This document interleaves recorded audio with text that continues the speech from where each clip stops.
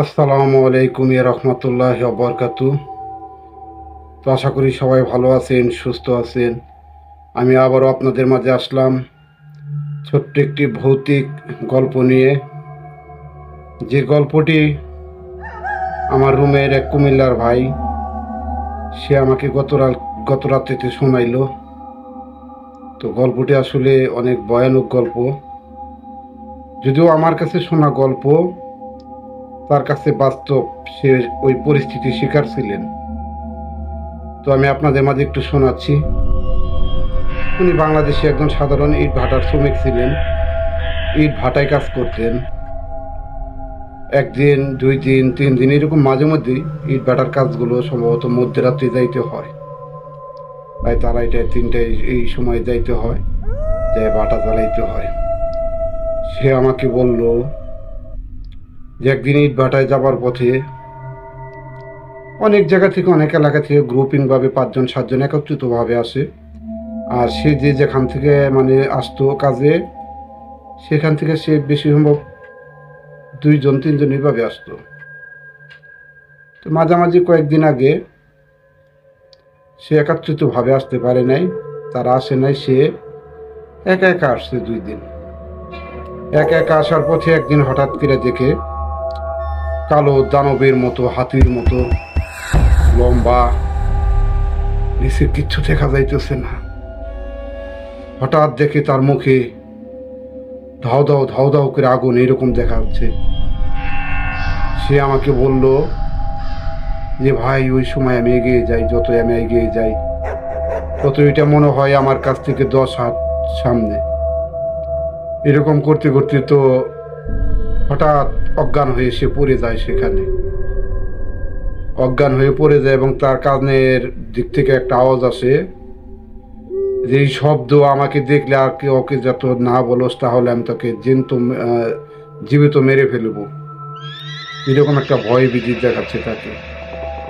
তো যখন সে অজ্ঞান হয়ে পড়ে থাকে, আর ও পাশের অন্য যারা ইটভাটায় কাজে আসে, তারাও একদিন 3-4 জন ওই সময় আসবার লইছে কাজে। হঠাৎ করে দেখে সে পইড়া রইছে।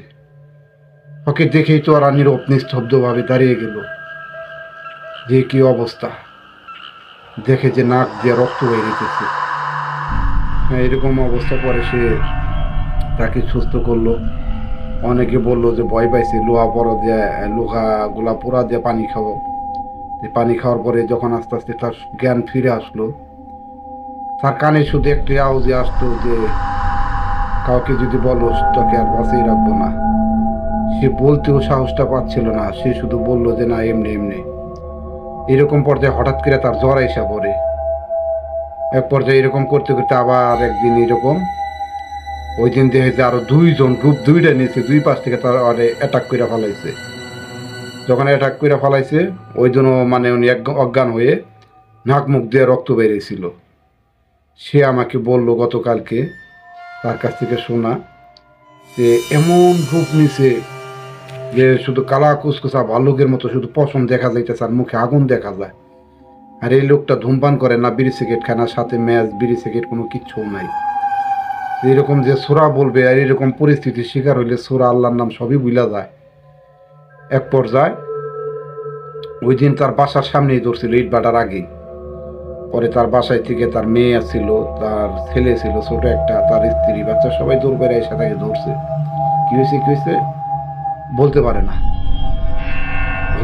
হঠাৎ করে তখন তার স্ত্রী বুঝতে পারছে এটা পুরনো বাসা, তার এই বাড়িতে আরো আগে থেকে অনেকটাই জ্বালাইছে মুরব্বীর আমল থেকে, সেটা নাকি তার মধ্যে আসর হয়েছে।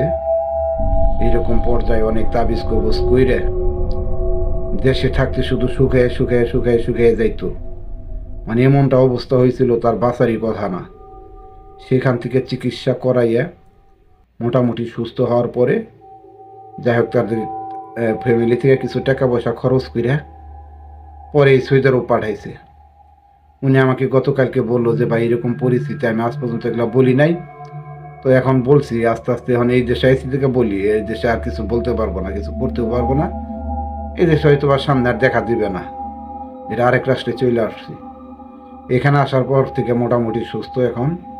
এখনো মাঝে মাঝে মাজার ব্যথা, পায়ের ব্যথা, এর জন্য কাজ করতে পারে না, ডিউটি অ্যাবসেন্ট দেয়। এগুলো আক্ষেপ করলো গতকালকে, আমার সাথে বৈশা সে শেয়ার করলো যে গতকালকে ডিউটিতে গেছিল না, এই কথাগুলো বললো। প্রিয় বন্ধুরা, জানি না কেমন লাগছে আপনাদের কাছে। এই ছিল আজকের ভৌতিক গল্প। নেক্সট টাইম ইনশাল্লাহ আরও শোনাবো। এ পর্যন্ত সবাই ভালো থাকবেন, সুস্থ থাকবেন। আমাদের ইউটিউব চ্যানেল সংবাদ পরিক্রমা সবসময় আপনাদের পাশে থাকবে। আপনাদের ভালোবাসা পাইলে আমাদের সামনের দিনগুলোতে আরও এগিয়ে যাওয়া সহজ হবে। সে পর্যন্ত সে প্রত্যাশায় সবার প্রতি রইল ইউটিউব চ্যানেলের পক্ষ থেকে একরাশ রজনীগন্ধার শুভেচ্ছা। সবাই ভালো থাকবেন, সুস্থ থাকবেন। আল্লাহ হাফেজ।